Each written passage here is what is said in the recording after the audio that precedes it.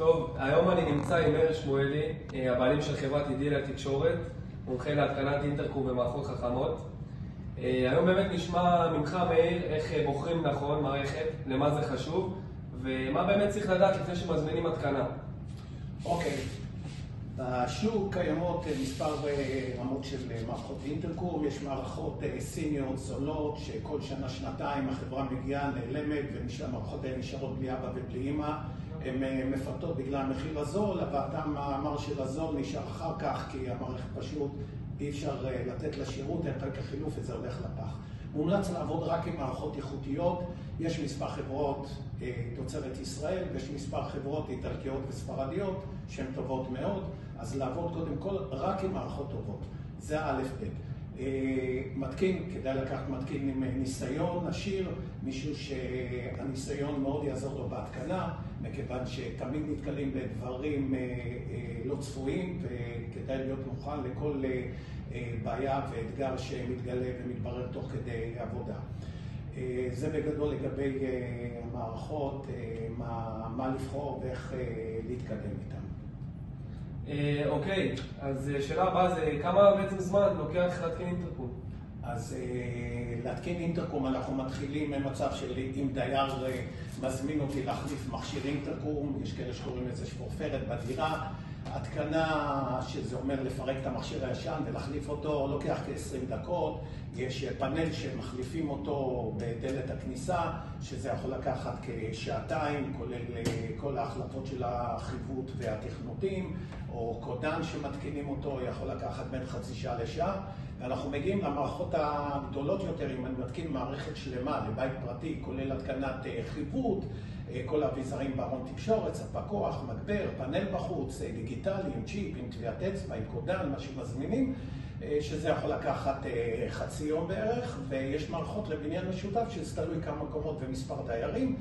זה יכול להיות מבניין קטן, לדוגמה של 10-12 דיירים, של 3-4 קומות, שמתבססים על חיווט קיים, אז עבודה כזאת יכולה לקחת יום עבודה. אם מחליפים גם את החיווט, אז זה יכול לקחת ב2 או 3 זמן, ואם אנחנו מגיעים לבניינים גבוהים מגדולים של הרבה קומות, אז זה כבר עניין של חיווט שאמור להיות מוכן לפני זה, שזה עבודה בפני עצמה, שיכולה לקחת שעות רבות וגם ימים. כשהתקנה זה פר דייר, אבל זה הסדרי גודל פחות או יותר. מעולה.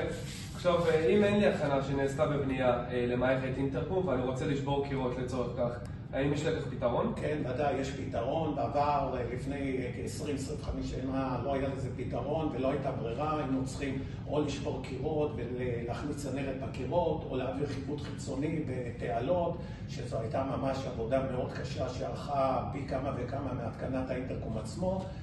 בשנים האחרונות יש פתרון מצוין, הכל עובד דרך מערכות וי-פיי, הכל עובד אלחוטי. אפשר לקבל את צלצול האינטרקום, גם אם זה בבניין משותף, כאשר החיווט נהרס עם השנים ולא ניתן להחליף אותו בגלל תשתיות של חברות כבלים ואינטרנט שהושחלו בחוטים, או אם זה בית פרטי שרוצים לעשות מערכת אינטרקום ולא עשו הכנה לכך בהתאם לטכנולוגיה שהייתה נהוגה בעבר לפני 20-30 שנה. אז יש היום את האפשרות לקבל את הכל אלחוטי דרך מערכת הווי-פיי. אתה יכול לשבת בבית קפה או להיות בסופר ולקבל טלפון בצלצול שהגיע השליח להביא לך חבילה מאלי אקספרס או מאיזה חברת תקשורת, ואתה דרך הנייד פותח לו את השער ואומר לו כנס פנימה ושים לי את זה ליד הדלת, או מדבר איתו ואומר לו מה שאתה רוצה. היום הטכנולוגיה מאוד התקדמה, הכל אלחוטי. מעולה. אם אני דייר בבניין משותף, מי בעצם אחראי כשיש תקלה? כשאתה דייר בבניין משותף, אתה צריך לפנות לוועד הבית. ועד הבית מזמין את טכנאי האינטרקום, וטכנאי האינטרקום מגיע ונותן את השירות כלפי ועד הבית, אלא אם כן זו תקלה ספציפית בדירה שלך, בשפורפרת, כפי שדיברנו, יש את הדיגיטלית ויש את האנלוגית, ואתה מזמין את זה באופן פרטי, ומגיע טכנאי ומסדר לך ואתה משלם לו באופן פרטי. אבל כעיקרון, הכל מתנהל דרך ועד הבית. מעולה. בעצם לכמה זמן ניתנת האחריות להתקנה והתיקונים שלך? אז התקנת אינטרקום תלוי במערכת. יש מערכות כמו תדור, שניתנת שנה אחריות על המערכת וגם על העבודה. יש מערכות כמו פרמקס, המערכת הספרדית, שכאן ניתנת אחריות יותר גדולה, של בערך 3 שנים, ואני מיישר קו גם עם ההתקנה, עם העבודה עצמה, שאני נותן את האחריות לאותו זמן.